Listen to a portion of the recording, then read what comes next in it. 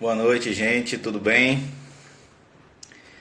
Vamos chegando aí para nossa live de revisão. Já temos 25 pessoas, 44 pessoas já conectadas e tá só subindo. Boa noite, Rani, Jefferson, Paulo, todos que estão chegando, Maiara. Que bom. Olha só, para a gente ir começando, eu queria explicar para vocês primeiro como é que vai ser a nossa dinâmica. Deixa eu antes perguntar algumas coisas. O som tá bom? Me respondam logo essa questão. Juana, Thiago, vamos chegando, galera. Primeiro me respondam se vocês estão ouvindo. Olha, até a Angélica. A Angélica vai já dar umas dicas aqui para nós também de processo do trabalho. Seja bem-vinda, Angélica. Então me respondam primeiro se o som tá bom, se vocês estão me ouvindo bem. Segundo, se está muito rápida a fala. Se estiver muito rápido, vocês também deem uma acusada aqui. Eu vou ficar vendo toda hora os comentários de vocês, tá bom? Então, se o som tá direitinho e se vocês, se tiver muito rápido também, vocês me falam que a gente acalma, porque às vezes dá uma diferença entre eu falar e vocês ouvirem aí no vídeo, tá bom? Então, olha só, como é que a gente vai dividir? Eu estou aqui com pessoas das minhas 7 turmas. Então, assim, a gente vai dividir a revisão e eu vou falar para quais semestres interessa o que eu vou falar nesse momento, tá? Então, nem toda live interessa a todas as turmas. Então, eu vou dividir direitinho. Com uma observação, quem é do meu 6º semestre, 6º matutino, 6º vespertino e os meus 2 6º noturnos, tudo interessa, tá? Como vocês têm aquele desafio de que a gente vê todo o processo do trabalho em um semestre, então tudo interessa a vocês. Agora, tem pontos que não interessam aos meus 2 8º vespertinos e ao meu 5º noturno. Então eu vou falando direitinho, tá? Podem ficar tranquilos que eu vou deixar salva a live, Janielen, Larissa, bem-vinda. Eu vou deixar salvo sim, com certeza. O Gabriel está dizendo que vocês estão ferrados do 6º. É porque é muita coisa. Então eu organizei aqui a temática direitinho para a gente poder trabalhar. Vejam só, eu não vou conseguir falar tudo que vai cair na prova, obviamente. Mas tudo que eu falar aqui na live vai cair. Ou seja, eu não vou conseguir abordar todos os assuntos da prova, mas tudo que eu falar aqui na live vai cair, tá? Então se atentem, peguem um caderno de preferência, um bloco de anotações e vão anotando. Eu vou falar o tema e esse tema que eu falar, você sabe que vai cair, tá? Não precisa tomar remédio, Joaquim, nem João, não vai ninguém se lascar, vocês vão tirar uma boa nota. Fiquem tranquilos, tá? Então atenção, peguem um caderno, anotem. Depois eu vou dar um minutinho aí para vocês perguntarem, tirarem dúvidas. E a gente está se programando aqui para ficar das 9 até as 10. E a gente conseguir abordar o máximo de assuntos, tá bom? Então, assim, primeiro assunto interessa para o 5º e para o 6º semestre, tá? Quem é do 8º pode ficar tranquilo agora, ouve direitinho, pode ir no banheiro, pode tomar uma água, que eu vou falar agora assuntos que interessam para o 5º e para o 6º semestre, ok? O primeiro assunto é a organização da Justiça do Trabalho. A organização da Justiça do Trabalho, ela está nos artigos 111 a 115 da Constituição. Tá? Anotem esses artigos, porque vocês vão ter uma ou duas questões da prova que vão estar nos artigos 111 a 115 da Constituição, que é a organização da Justiça do Trabalho. E quando vocês estudarem lá a organização, se atentem para o seguinte, a composição dos tribunais. Como é que os tribunais eles se compõem? O Tribunal Superior do Trabalho, ele se compõe de quantos ministros? Essa é uma pergunta que vai aparecer na prova de vocês. O TST, ele se compõe de 27 ministros. Então, essa composição do TST vocês têm que estudar. E os TRTs, os Tribunais Regionais do Trabalho, eles se compõem de, no mínimo, 7 juízes. No mínimo, 7 juízes. Tá? E vamos lembrar de mais uma questão importante. Os ministros do TST, eles têm que ter no mínimo 35 anos. Já os juízes que compõem os TRTs Portanto, os desembargadores, eles são escolhidos entre brasileiros com no mínimo 30 anos. Então não se confundam nessas idades. Ministro do TST, no mínimo 35, de juízes dos TRTs, no mínimo 30 anos. Então veja, a Justiça do Trabalho ela se compõe do TST, o TRT e as varas do trabalho, além do Conselho Superior da Justiça do Trabalho, que não nos interessa agora. E no tocante às varas do trabalho, o que eu quero que vocês se atentem nas varas? Vai poder usar o vade-mecum nas questões discursivas, como eu prometi para vocês na outra live. Então, nas objetivas não pode, mas nas discursivas vai poder usar o vade-mecum, tá? Mas essa questão de organização aqui é para as objetivas, então não pode usar.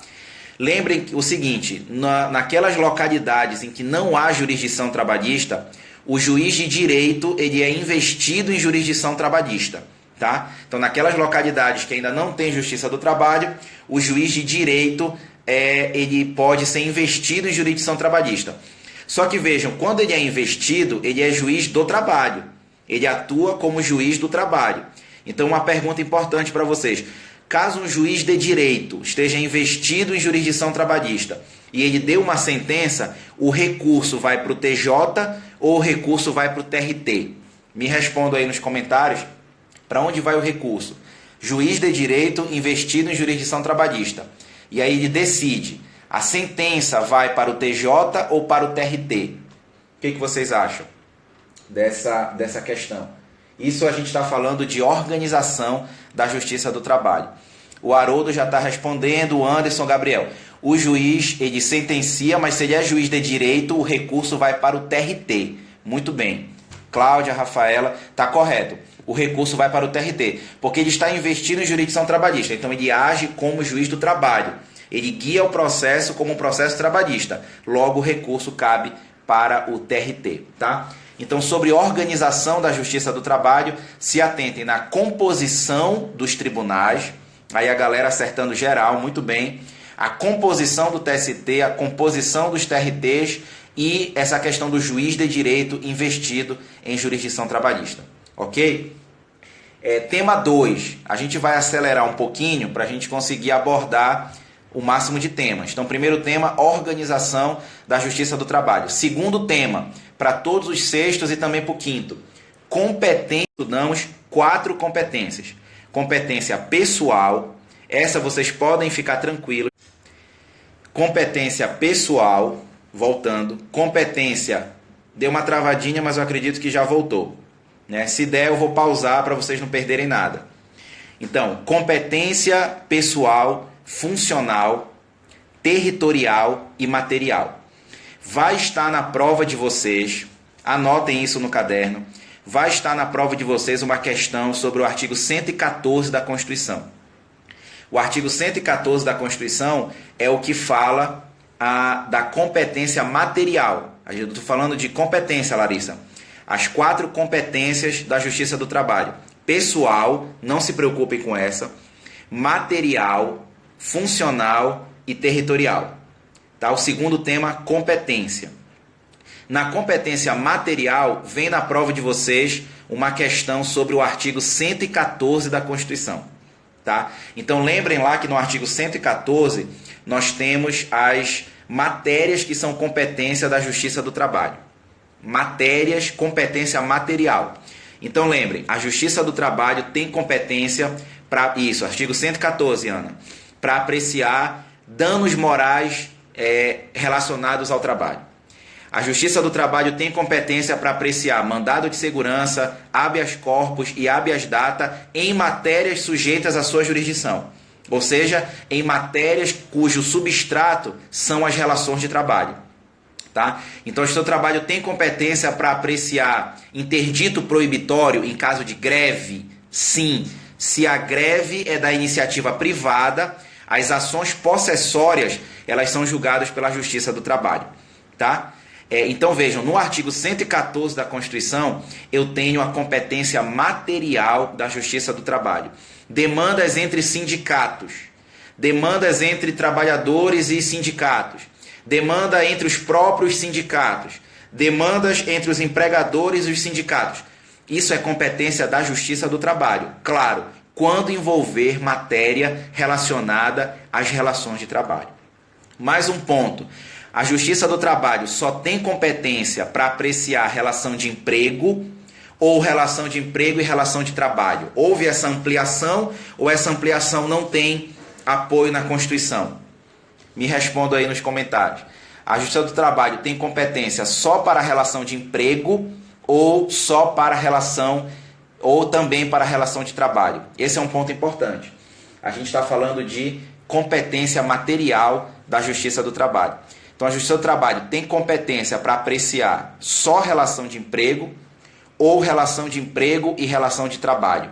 Esse é um ponto importante. A Ana já está respondendo aqui que houve uma ampliação. Exatamente. A Emenda Constitucional 45 de 2004 ampliou a competência da Justiça do Trabalho e agora, como o Haroldo está falando, e o Gabriel também, a Justiça do Trabalho tem competência tanto para relações de trabalho quanto para relações de emprego. As duas estão abrangidas na competência da Justiça do Trabalho, tá? Então, competência material, uma questão vai cair sobre o artigo 114 da Constituição. Rávila, muito bem, também para a relação de trabalho.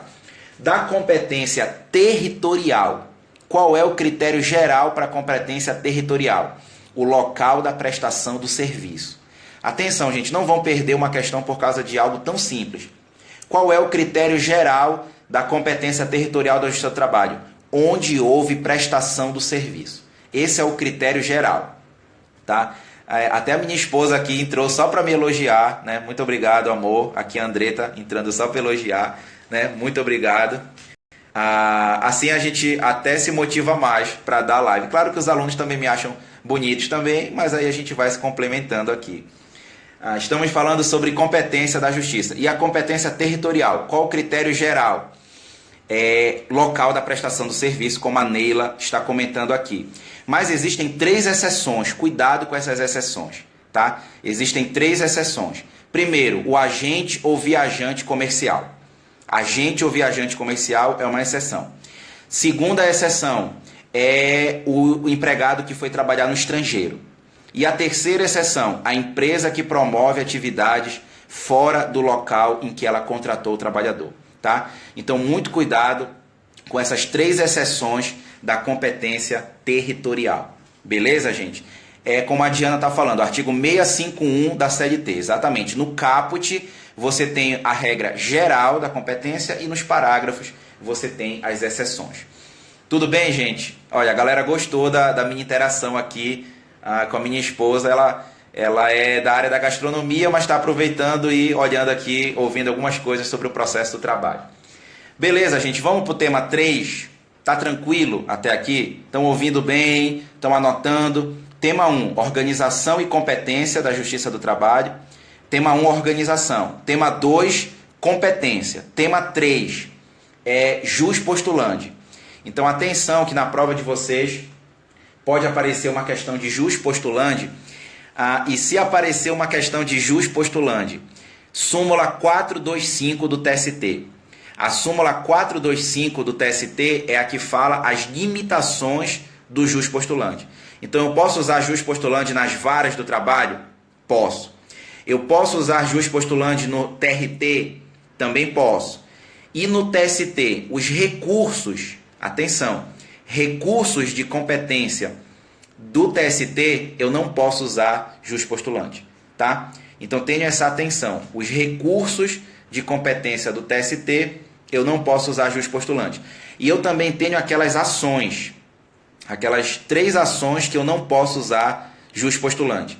Ação rescisória, mandado de segurança e ações cautelares, tá? Nessas 3 ações, eu também não posso usar jus postulante. Tranquilo, gente? Tá dando uma travadinha aqui, né? Que a galera tá dizendo, mas eu tô me atentando aqui. Se travar, se desaparecer para mim, eu paro de falar, para vocês não perderem nada. Aí quando volta aqui, aparece para mim que tá tranquilo, voltou, aí eu continuo falando, tá? Então vocês não estão perdendo nada. Daniel, a súmula 425 do TST, tá? É a súmula 425 que fala das restrições ou das limitações do jus postulante. Como a Joyce está falando aqui, os recursos de competência do TST, eu não posso usar juspostulante. Tá? Repetindo, Larissa, nos recursos de competência do TST, eu não posso usar juspostulante. E nem na ação rescisória, mandado de segurança e ações cautelares. Tá bom? Então, olha, eu sempre vou fazendo aqui o passo a passo. Primeiro tema, organização. Segundo tema, competência. Terceiro tema, juspostulante. Quarto tema, nulidades. Tá? Então vai ter uma questão na prova de vocês sobre atos processuais e nulidades. Aqui em atos processuais, eu quero fazer uma pergunta muito importante para vocês. Lembram daquela notificação? Aquela notificação que tem dupla natureza? Quais são as naturezas da notificação inicial trabalhista? Eu falei para vocês em sala que ela tem duas naturezas. Quais são essas naturezas? Estamos falando de atos processuais, notificação inicial. Notificação inicial. Aquela logo que o processo é distribuído, marca-se a audiência e a vara expede a notificação. Essa notificação tem uma dupla natureza. Qual é essa dupla natureza da notificação? Vocês lembram desse ponto? Coloquem aqui para mim nos comentários as duas naturezas dessa notificação. Vamos ver quem são os primeiros a colocar aqui. Gabriel, já do meu sexto matutino, notificar e intimar. Cuidado, ela tanto cita quanto intima. Notificação é o nome geral. Aí, como a Emily está falando, como a Maria Luísa também, é a dupla natureza. Ela tanto cita, porque ela chama a empresa a compor a relação jurídica, mas ela também intima do ato processual da audiência que já foi agendado quando o processo foi distribuído. Então é como a Neila está falando. Neila, é citação e intimação. Como o Jefferson colocou, citar e intimar. Tá? Eliasib, seja bem-vindo também para escutar aqui um pouquinho sobre o processo do trabalho. Nessa notificação, gente, se atentem de quem é o ônus da prova de que não recebeu a notificação ou recebeu no prazo errado. Porque vocês têm que lembrar que essa notificação ela tem que chegar com no mínimo 5 dias da data de audiência. Agora, de quem é o ônus da prova de que não recebeu a notificação ou não recebeu no tempo adequado? O ônus de prova é do destinatário. Isso aqui já está até simulado pelo TST. Então, o ônus de prova é do destinatário, que é o reclamado, a empresa, que está recebendo a notificação. Se ela não recebeu ou houve qualquer problema, o prazo foi equivocado, ela tem o ônus de prova, tá? De demonstrar em juízo que ela não recebeu a notificação ou recebeu no prazo inadequado. Tá? Só lembrando, Denilson, é o empregador, que em regra é o reclamado. Né? Porque a gente pode ter uma inversão, é raro, mas tem. Então, qual é o mais correto dizer? É que o ônus de prova é do destinatário da notificação. Em regra, esse destinatário é a empresa, porque a empresa, em regra, está no polo reclamado. Tá, gente? Então, em atos processuais, dê uma olhadinha nessa parte da notificação e dê uma olhadinha na questão das nulidades. Artigo 794 a 798 da CLT. São as nulidades. Então, no seu quarto tema que você está anotando no seu caderno, atos processuais, puxe uma setinha, notificação inicial, para você relembrar. Puxe uma outra setinha, nulidades processuais. Artigos 794 a 798 na CLT. Pode aparecer na questão de vocês, na prova, uma questão sobre nulidades. Tá? Aí lá nas nulidades, vamos lembrar a diferença de nulidade absoluta e nulidade relativa. As nulidades relativas têm que ser arguidas pelas partes. Tá? Então, se as partes não arguirem as nulidades relativas, acontece o fenômeno da preclusão. Tá? E elas têm que arguir na primeira oportunidade que elas têm para falar nos autos. Daí que vem aquele instituto chamado protesto. Lembram do protesto que nós trabalhamos em sala? Qual o objetivo do protesto? Manifestar a arguição de nulidade imediatamente, evitando assim a preclusão. Tranquilo? Em uma das provas tem uma questãozinha sobre o procedimento sumaríssimo. Vamos fazer aqui a listinha. Então, tema 1, qual é? Organização da Justiça do Trabalho. Tema 2, competência da Justiça do Trabalho. Tema 3,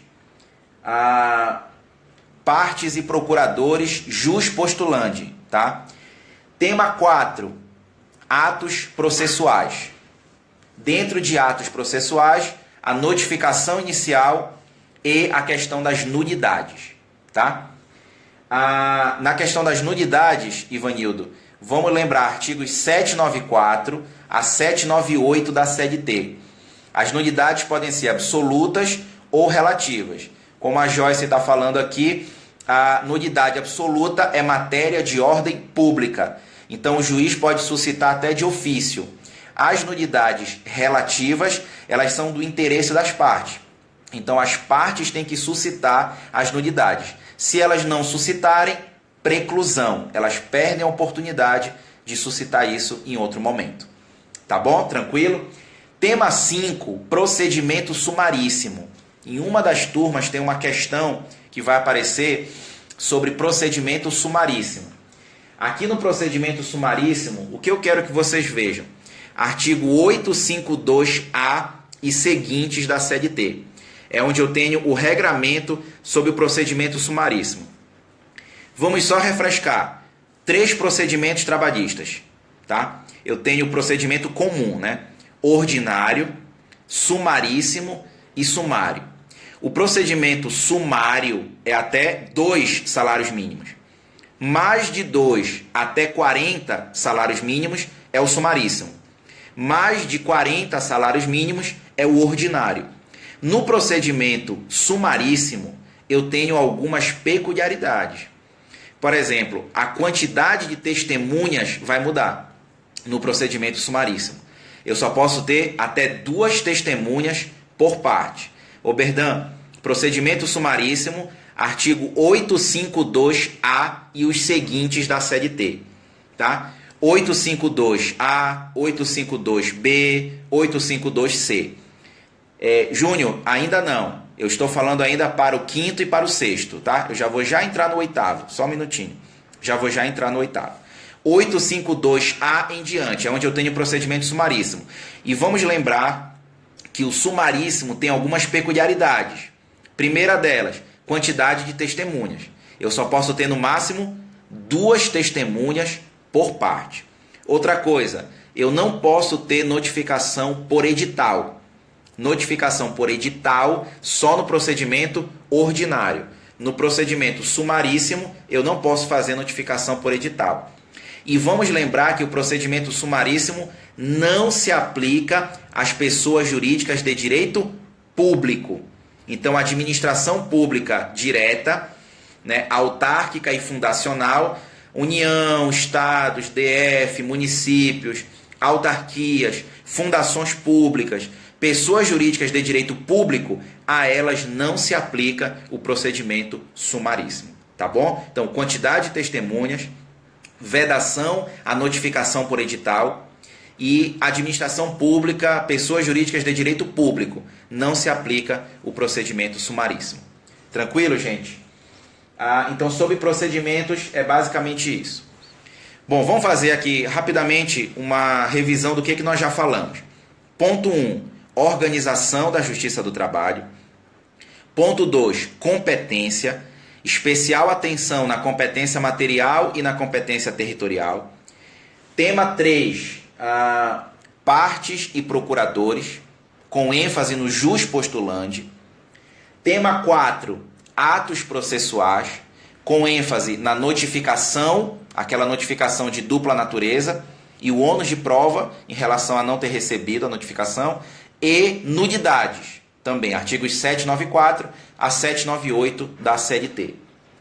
Tema 5, procedimentos, especificamente procedimento sumaríssimo. Tá? Cuidado com as peculiaridades do procedimento sumaríssimo. Quantidade de testemunhas, vedação à notificação por edital e não aplicação às pessoas jurídicas de direito público. Tá tranquilo, gente? Agora a gente passa para temas que interessam aos meus oitavos. Tá? Então, oitavos semestres, Quem está aí do oitavo semestre, dá um oi, só para eu poder ver aqui quem está dos meus oitavos vespertinos. Oitavo vespertino A, oitavo vespertino B. Agora a gente entra numa parte que interessa muito, muito a vocês. Também interessa para o quinto e também interessa para o sexto, tá? A gente vai abordar agora alguns temas que interessam para o oitavo semestre também, tá? Então a galera do oitavo, volta aí da água, né? Atenta bem, deixa o WhatsApp, pega o caderno para a gente poder anotar aqui. Bárbara, Vinícius, vamos anotar umas partes aqui muito importantes, Jaine, Editânia, sobre a matéria que vai ser cobrada na prova de vocês, tá? Ana, Eduarda, beleza. Lembrando, para o quinto semestre, Márcia, ainda está valendo, tá? Então, para o quinto semestre, ainda interessa o que eu vou falar agora. É que além do quinto e dos sextos, interessa também aos oitavos, tá bom? Então, galera do quinto, pode ficar, que essa parte ainda interessa para vocês. O sexto tema que a gente vai tratar é petição inicial e defesa. Petição inicial trabalhista e defesa trabalhista. Da petição inicial trabalhista, artigos 842 da CLT, eu quero que vocês lembrem os requisitos. Requisitos da inicial trabalhista. Isso é bastante importante, tá, gente? Lembrem, a inicial trabalhista, ela tem que obedecer os requisitos de modo geral. Tanto que eu posso ter uma petição inicial trabalhista inepta? Posso. Eu posso ter uma petição inicial trabalhista inepta. Claro. É que a petição inicial trabalhista, ela é analisada com uma maior simplicidade. É o princípio da maior simplicidade da petição inicial trabalhista. Agora, isso não quer dizer que ela não tenha que obedecer requisitos. Ela tem que obedecer, tá? E vejam, um dos requisitos mais importantes que vocês têm que se atentar, porque vão utilizar na prova, inclusive em questões discursivas, é a exigência de que os pedidos da petição inicial trabalhista sejam líquidos, tá? Artigo 842 da CLT. Vou só confirmar aqui que eu estou com a CLT aberta. Artigos 841 e 842 da CLT. Desde o 840, tá? Então, sobre petição inicial trabalhista, se atentem, Daniel, artigos 840, 841, 842. O mais importante desses, 840, requisitos da petição inicial trabalhista. Artigos 840 e diante. Mas especialmente, Sabrina, especialmente o artigo 840. Porque é no artigo 840, parágrafo 1º, que eu tenho as exigências da inicial. E aí vejam comigo, isso é muito importante quando vocês estiverem efetivamente fazendo uma inicial trabalhista na vida profissional de vocês. Os pedidos da petição inicial trabalhista têm que ser líquidos. É obrigatório juntar cálculo? Não. A juntada de cálculo é facultativa. Sim, Suane, eu já estou falando para o oitavo também. Inclusive, essa questão que eu estou falando aqui é muito importante para a prova de vocês, tá? Então, a inicial trabalhista, é obrigatório juntar cálculo? Não. Juntar cálculo é interessante, é importante, mas não é obrigatório. A exigência é que a petição inicial tenha os seus pedidos líquidos. Claro, aqueles que podem ser liquidados como pedido de pagamento, condenação em pagar, quantia certa, tá? Então, os pedidos têm que ser líquidos. Caso os pedidos não sejam líquidos, o juiz ele dá uma emenda, ele possibilita a emenda da petição inicial, e caso o autor não atenda a emenda e não liquide os pedidos serão extintos sem resolução do mérito. Tá? Essa é a consequência. O juiz tem que dar prazo para o autor emendar a petição inicial e liquidar seus pedidos. E se o autor não fizer isso, o reclamante não fizer, os pedidos serão extintos sem resolução do mérito. Tá? Então, inicial. Com relação à defesa, olha só, titio é legal. Oitavo semestre, defesa trabalhista. Contestação. Muita atenção em contestação.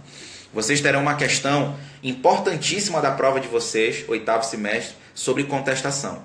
e a contestação pode aparecer também na prova dos demais semestres. Mas para o 8º semestre, contestação é muito importante. Olha só essa dica, tá? Dica de ouro. Anota no teu caderno aí, você, principalmente do 8º, que é muito importante a questão da contestação. Aqui na contestação, eu quero lembrar o que com vocês? A estruturação da contestação. E eu quero que vocês ponham aqui nos comentários como é que eu estruturo uma contestação. O que eu falo primeiro, o que eu falo em segundo, o que eu falo por último, tá? Então, na estruturação da contestação, o que eu ponho? Isso é uma questão importante que vai estar na prova de vocês, tá? A estruturação da contestação. Então, vamos trabalhar juntos aqui? Quando eu estiver analisando a questão da minha prova e eu vou contestar, isso é muito importante. Eu tenho que analisar 3 coisas em sequência. Eu vou estruturar a minha contestação. A primeira questão que eu vou analisar são as preliminares. Artigo 337 do CPC. Então, eu elenco primeiro as preliminares, ok? Depois que eu faço a arguição de preliminares, como a Júlia está colocando aqui, muito bem. Depois da arguição de preliminares, o que vem? Aqui é um ponto que a galera se confunde, como a Joyce está colocando. Muito bem, é isso aí, Gabriel. Preliminares, inclusive justiça gratuita, bem lembrado, justiça gratuita é uma questão preliminar. Depois das preliminares vem o mérito, mas antes de falar do mérito direto, eu falo das prejudiciais de mérito. Muito cuidado com isso. As prejudiciais de mérito são prescrição e decadência. Então, se eu tenho prescrição e decadência para arguir, eu vou arguir em prejudicial de mérito. Então, preliminares, prejudiciais de mérito, prescrição e decadência, se tiver, e depois eu passo para o mérito. As prejudiciais de mérito são chamadas de mérito indireto.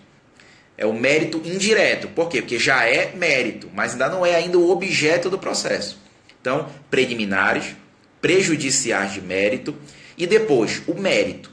E no mérito eu posso refutar o mérito fático, então eu contrario os fatos que estão na petição inicial, ou eu posso refutar o aspecto jurídico, a leitura jurídica dos fatos que está sendo feito pelo reclamante, tá? Então, as preliminares, Adriane, estão no artigo 337 do CPC. Prejudiciais de mérito, prescrição e decadência. Decadência, ela está esparsa na legislação, mas prescrição está no artigo 7º da Constituição e no artigo 11 da CLT. Artigo 7º da Constituição, artigo 11 da CLT. Prescrição ou decadência são as prejudiciais de mérito. E depois eu vou refutar o mérito. Pode ser a questão dos fatos ou pode ser a questão jurídica. Tá bom, gente? Então, inicial e defesa, era isso que eu tinha para revisar com vocês. Vamos passar para a audiência, tá? Então, a gente veio falando de organização, competência, jus postulandi, atos processuais, notificação e também nulidades, procedimento sumaríssimo, inicial, defesa, audiência, tá? Isso interessa para todas as turmas. Atenção, 5º e 6º. Tem várias questões nas provas de vocês sobre audiência, tá bom? Então, é um assunto que vocês precisam estudar bastante. Estude aquele slide que eu passei para vocês, aquele mapa mental do processo, também vai ajudar muito para a gente falar um pouquinho sobre audiência. E dentro de audiência, 2 questões muito importantes. Primeira, preposto. E aqui eu faço uma pergunta para vocês me responderem. O preposto precisa ser empregado da empresa? Sim ou não? Se não precisa ser, há alguma hipótese que vai haver essa necessidade? Ou há alguma dispensa? Pergunta. Preposto precisa ser empregado da empresa? Essa é a questão. Eu quero que vocês me respondam aqui nos comentários. Se o preposto precisa ser empregado da empresa. E o que foi que modificou? Né? A lei que modificou essa questão.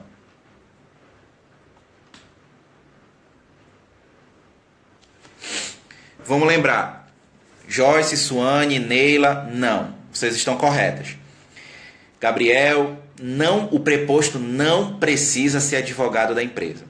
Perdão, ele não precisa ser empregado da empresa, como a Márcia está falando. E como a Sabrina também. Vamos só lembrar o seguinte, quem foi que mudou isso? A reforma trabalhista. Então foi com a lei 13.467 de 2017, tá? Com a lei da reforma trabalhista que houve essa dispensa. O preposto não precisa ser empregado da empresa, tá? Isso é a reforma trabalhista que modificou a CLT e generalizou.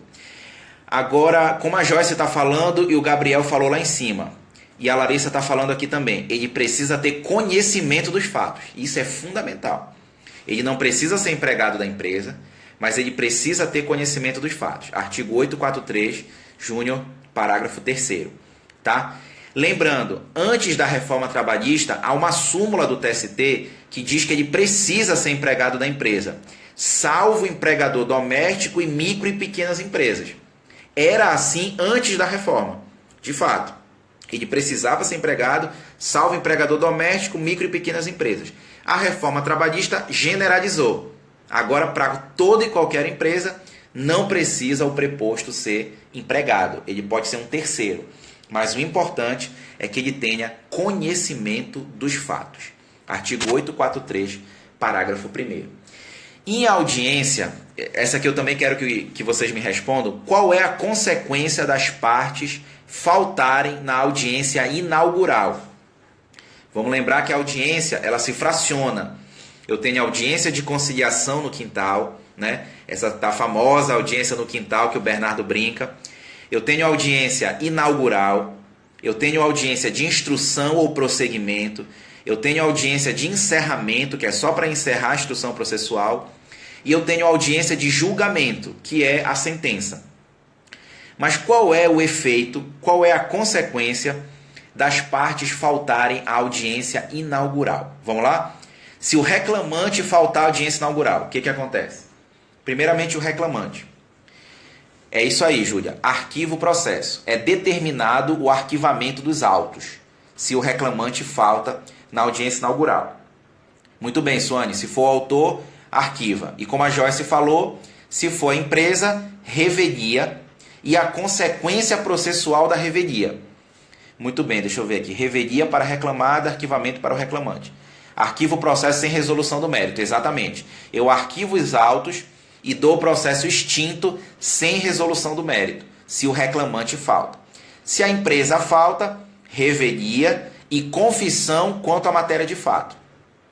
No caso do reclamante, isso, Márcia, arquivamento e revelia, exatamente. Vamos só lembrar o seguinte, no caso do reclamante, ele vai ter um prazo de 15 dias para comprovar por que ele faltou. Ele tem que dar uma justificativa para o juízo por que ele faltou. Se nesse prazo de 15 dias ele não comprovar por que ele faltou, ou a comprovação dele não for justificável, não convencer o juízo, ele vai ser condenado em custas processuais. E aí entra aquela questão polêmica, porque mesmo o beneficiário da justiça gratuita, ele teria que pagar essas custas para entrar com uma nova demanda. É o que a PGR está lutando no Supremo para declarar a inconstitucionalidade. Tá? Então vejam, ele precisa comprovar em 15 dias por que ele faltou. Se ele não comprovar, se ele não justificar, ele vai ser condenado em custas processuais. E essas custas viram um requisito para ele entrar com uma nova demanda. Se ele não custear, se ele não pagar essas custas, ele não pode entrar com uma nova ação judicial. E fica bloqueado o acesso à justiça dele. É isso que a PGR está dizendo que é inconstitucional. Tá? Então a Rani está dizendo que está travando, pode ser a tua internet, Rani, porque para a galera aqui está normal. Para mim também aparece normal, entendeu? Não apareceu mais não apareceu travamento, né? Então para mim está normal, tá, gente? Então sobre a audiência, questão do preposto, tá? E o que acontece quando as partes faltam na audiência? Reclamante, é determinado o arquivamento, mas ele tem que justificar, senão serão cobradas custas. E a reclamada, revelia e a consequência processual da revelia, confissão quanto à matéria de fato. Tranquilo, gente? Bora respirar um minuto né? A gente está com tempo bom. Vamos dar uma respirada, 1 minuto, intervalo intra-aula para tomar uma água, né? Até eu vou tomar uma água aqui.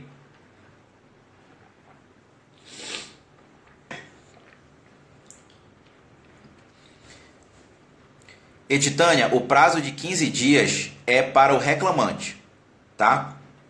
Coloquem dúvidas se vocês estiverem aqui, que eu já tiro dúvidas nesse nosso intervalinho, digamos. É o intra-aula, clássico. Já virou direito humano e fundamental das turmas, o intervalo intra-aula, né? E só respondendo a Editânia, esse prazo de 15 dias é para o reclamante, que em regra é o trabalhador, não é para a empresa. É para que o reclamante comprove por que ele faltou. Se ele não der uma justificativa, ele é condenado em custas processuais. Tá bom? Mais alguma dúvida, gente, sobre a audiência ou sobre os assuntos? Professor, manda logo a foto da prova, é melhor. Não, pelo amor de Deus, né? Vocês querem demais já. Tá bom, gente? Tá tranquilo? Rânio, vou salvar. Vou deixar a live salva também, tá? Intervalo intra-live, tá certo, João. É isso mesmo. Diana, se os dois faltam... lembra que eu falei em sala. Se os dois faltarem, prevalece a ausência do trabalhador. Então o processo ele vai ser... Os autos serão arquivados e o processo é extinto sem resolução do mérito. Tá bom? Neila, vai poder usar o vademecum nas discursivas, tá? Na questão objetiva, não pode. Na discursiva, eu vou autorizar usar o vademecum. Éder, a audiência ocorre após 5 dias. É o prazo mínimo, né? Entre o recebimento da notificação por parte da empresa e a realização da audiência, eu tenho que ter o prazo mínimo de 5 dias, que é um prazo mínimo para ela elaborar a sua defesa. Tá bom, gente? Vou falar agora de um pouquinho de provas. Provas no processo do trabalho. Tá?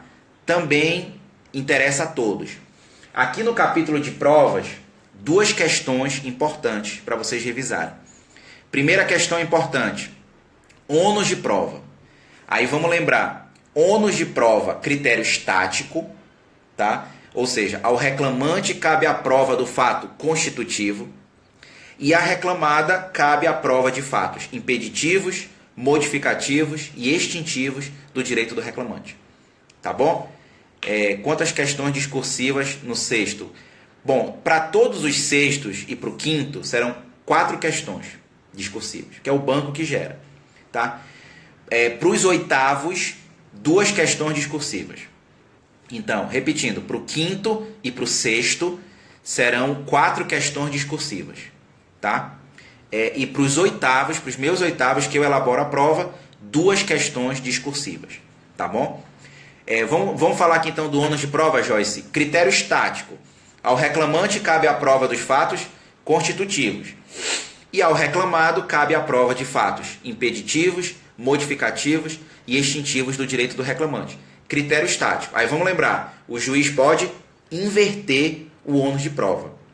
Aí é o critério dinâmico, tá? Inversão do ônus da prova. Vejam, qual é o fundamento para eu fazer a inversão do ônus da prova? Sem choradeira, sem choradeira. Vão ser 4 questões discursivas simples, diretas, tá? Sem drama. Vocês são dramáticos, tá? Mas vamos voltar aqui, vamos concentrar. Ônus de prova, critério estático, critério dinâmico.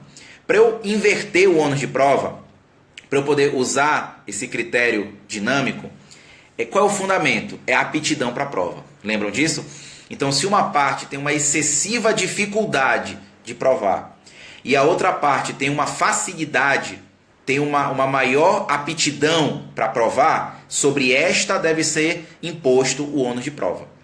Tá bom? Então, qual é o fundamento para o juiz inverter? A teoria da aptidão para a prova. Tá?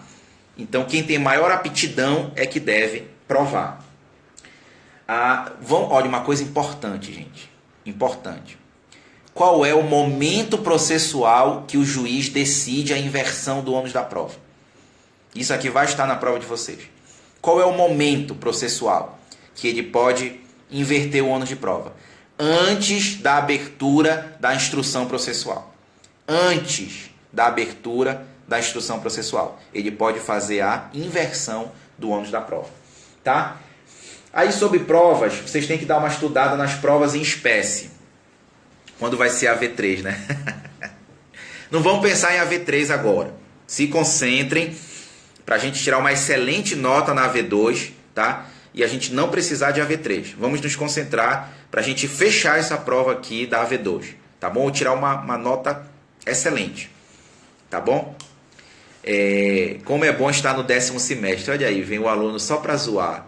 É bom estar no 10º porque já se livrou de mim, né? Já se livrou da minha prova. Se eu me der mal na prova, o senhor inverte o ônus. Com certeza, Joaquim, com certeza que não, né? Não tem inversão do ônus da prova nesse caso. Tá, gente? Então, provas em espécie, tá? O que eu quero que vocês se atentem? Provas em espécie. Prova confissão. Glenda, o juiz tem que inverter o ônus da prova antes da abertura da instrução processual. Ou seja, quando abre a instrução, cada parte já sabe o que tem que provar. Então, a inversão do ônus de prova deve acontecer antes da abertura da instrução processual em prova em decisão fundamentada. Então, qual é o momento processual para o juiz inverter o ônus de prova? Antes da instrução, antes da abertura da instrução processual. Tá bom? Para que quando abra a instrução, as partes já saibam o que tem que provar. Vamos lembrar o seguinte, gente. Provas em espécie. Se atentem. Confissão, né? Inversão do ônus de prova. Olha aí, Larissa. Qual é o fundamento? Aptidão. A parte que tem mais aptidão para provar, sobre esta deve ser imposto o ônus de prova. É o artigo 818, parágrafo 1º da CLT. Então, quem tem mais aptidão é que deve provar. Tá? E qual é o momento processual que o juiz inverte o ônus de prova? Antes da abertura da instrução. Claro, para que quando abra a instrução processual, cada parte já saiba o que tem que provar. Pode dar inversão na inicial? Não, pode pedir a inversão na inicial, mas o juiz é que vai dar a inversão, tá? Então, o reclamante pode pedir a inversão do ônus de prova já na inicial. Mas quem vai deferir ou não é o juiz. E ele tem que fazer isso até a abertura. Tem que ser antes da abertura da instrução processual, tá bom? Provas em espécie, o que eu quero que vocês lembrem? Confissão. A confissão ela pode ser real ou ela pode ser ficta. E vamos lembrar uma coisa muito importante. A confissão ficta, quando o preposto revela desconhecimento dos fatos em audiência. Lembra que a gente estudou bacana essa parte em sala? Quando o preposto ele se escusa de responder não sei, não sei, não sei, ele revela desconhecimento dos fatos. Tá?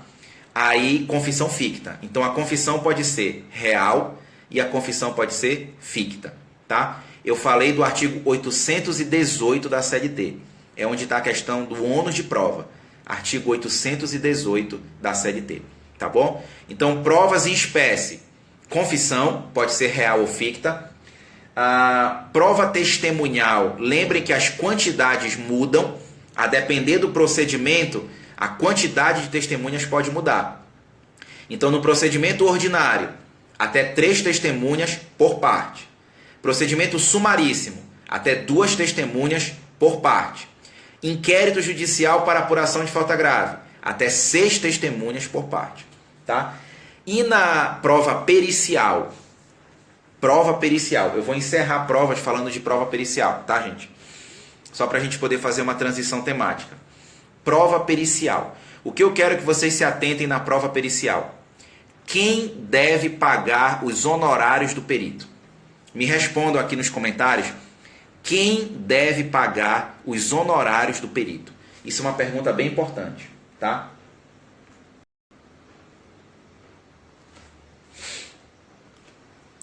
E aí, quem deve pagar os honorários do perito? Tá? Essa é uma pergunta importante, principalmente para o 8º. Eu falei de confissão, real ou ficta, prova testemunhal, quantidade de testemunhas por procedimento, prova pericial. Quem deve pagar os honorários do perito? Olha, o João Lucas já está falando aqui. O vencido, no pedido objeto da perícia. Cuidado, Thiago, a parte vencida na perícia. Não. Porque o laudo pericial pode dar um resultado e o juiz não seguiu o laudo. Ele não é obrigado E aí ele dá uma outra decisão na sentença. Então, quem é que paga os honorários do perito? A parte que perde o pedido objeto da perícia. Então, vamos dizer que o pedido foi adicional de periculosidade. Quem perdeu o pedido periculosidade, paga os honorários do perito. Então, se o pedido for procedente, o juiz concede adicional de periculosidade, a empresa perdeu. Então, ela paga os honorários do perito. Tá? Agora, se ele nega, o juiz na sentença indefere o adicional de periculosidade, o reclamante perdeu, então ele paga os honorários do perito. Então quem paga os honorários periciais é quem perde o pedido objeto da perícia, tá? E não a questão do laudo. Isso é uma questão importante. Bom, meus caros, agora eu vou passar para recursos, tá? Então, ó, quinto semestre e oitavo semestre encerrou. Para vocês, encerrou. Até a parte de provas, tá? Dê uma estudadinha na sentença também, artigo 831 da CLT. Deixa eu só confirmar aqui o artigo da sentença.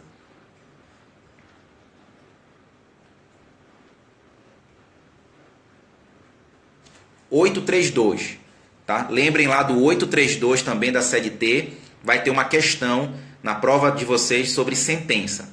Tá bom? É muita informação, né? Então, olha só. Quinto semestre, oitavo semestre. Encerrou. Tá? O que eu vou falar agora só interessa para o sexto semestre. Então, galera do quinto, meu quinto noturno e os meus 2 oitavos vespertinos, muito obrigado pela atenção de vocês. Valeu mesmo. A nossa frequência aqui está muito boa, a gente está em torno de 120 pessoas acompanhando a live, tá? Então, quinto semestre, oitavo semestre, show de bola, bons estudos, boa prova. Amanhã é a prova com quinto, tá? E na quinta-feira, a prova com os oitavos. Então, quinto semestre e oitavo encerrou. O que eu vou falar agora é só para o sexto, né? O Rafael vem falar aqui do processo civil. Olha só, né? Que coisa. O professor de processo civil vem aqui atrapalhar a live do melhor ramo processual, né? Com vontade de estudar processo civil, com certeza. Com vontade de estudar processo do trabalho, né? Sabe que o processo do trabalho é melhor. Tá, gente? Adriane, Denilson, galera do quinto e do oitavo. Valeuzão mesmo, bons estudos, tá? Eu vou agora falar um pouquinho de recursos e execução. E isso é só para a galera do sexto, tá? Então, galera do sexto, mais um pouquinho aqui comigo para a gente fazer uma excelente prova. Recursos. Dos recursos, eu quero que vocês se atentem em 2 coisas, tá? Muito, muito importante. Valeu, Jamile, Ana. Olha só, galera do sexto, recursos. 2 coisas importantes. Primeira, pressupostos. Vamos lembrar, gente, aquela regrinha que eu falei para vocês. Me acompanhe aqui. Pressupostos recursais. Subjetivos e objetivos. Subjetivos, eu vou lembrar de quê? Sujeito, tá? Quem é o meu sujeito? A parte que recorre. Então eu vou perguntar se a parte que recorre é legítima, é capaz, tem interesse. Pressupostos subjetivos. Pressupostos objetivos. Objetivos, objeto. Qual é o meu objeto aqui? Recurso. Então eu vou perguntar se esse recurso é cabível, adequado, tempestivo, está regular a representação, ele foi preparado, há algum fato impeditivo ou modificativo do direito de recorrer? São os 6 pressupostos recursais objetivos, tá? Dentre esses, qual quero que vocês mais se atentem? Preparo. Tem 1 ou 2 questões na prova de vocês sobre preparo. O preparo é o pagamento de 2 parcelas, custas e depósito recursal. No depósito recursal, vocês têm que levar para a prova, aprendido, decorado, absorvido, a súmula 128 do TST, tá? Então, súmula 128 do TST fala de depósito recursal. Eu posso comprovar o recolhimento do depósito recursal no prazo do recurso. E qual é o prazo do recurso em regra no processo do trabalho? 8 dias. Lembram? Eu falei para vocês? Todos os recursos no processo do trabalho têm prazo de 8 dias, salvo embargos de declaração, cujo prazo é de 5 dias. Então vejam, nesses 8 dias, que é o prazo do recurso, eu tenho que, obviamente, protocolar o recurso, para ele ser tempestivo, mas nesse prazo eu posso comprovar o recolhimento do preparo, custas e depósito recursal. Tá bom? Então, por exemplo, dos 8 dias, eu protocolei o recurso no terceiro dia. Eu posso comprovar o recolhimento do depósito recursal só no 7º dia, no 8º dia. Não há problema. Tá? Sabrina, súmula 128 do TST. Então, vamos lembrar. O depósito recursal, né, primeiro que ele é só até o limite da condenação. Lembram disso? Né? Atingiu a condenação, eu não recolho mais depósito. E eu posso comprovar o recolhimento do depósito no prazo alusivo ao recurso. Se por um acaso a parte errar o pagamento das custas e do depósito, e ela paga, mas ela paga a menor, o juiz pode dar um prazo para ela complementar o pagamento do preparo. Cuidado, se ela chega a pagar, mas ela paga menos, por um erro lá, ela acabou não pagando determinado valor, não pagou tudo, pagou só uma parte das custas ou do depósito. O juiz dá um prazo para ela complementar o pagamento do preparo. Se ela não pagar nada, recurso deserto. Tá? Exatamente, Jorge, 5 dias para complementar. Se a parte não paga nada do preparo, ou deixa de pagar uma das duas parcelas, recurso deserto. Tá? Agora, se a parte chega a pagar as parcelas, mas errou o valor, faltou um pouquinho, o juiz dá um prazo de 5 dias para a parte complementar. Então, pressupostos subjetivos e objetivos. Tá? Nos pressupostos objetivos, se atentem para o preparo. Vai ter uma questão, tá, sobre preparo. Tá, aí recursos. Além dos pressupostos, cabimento dos recursos. Lembra aquele esqueletozinho que a gente foi fazendo em sala?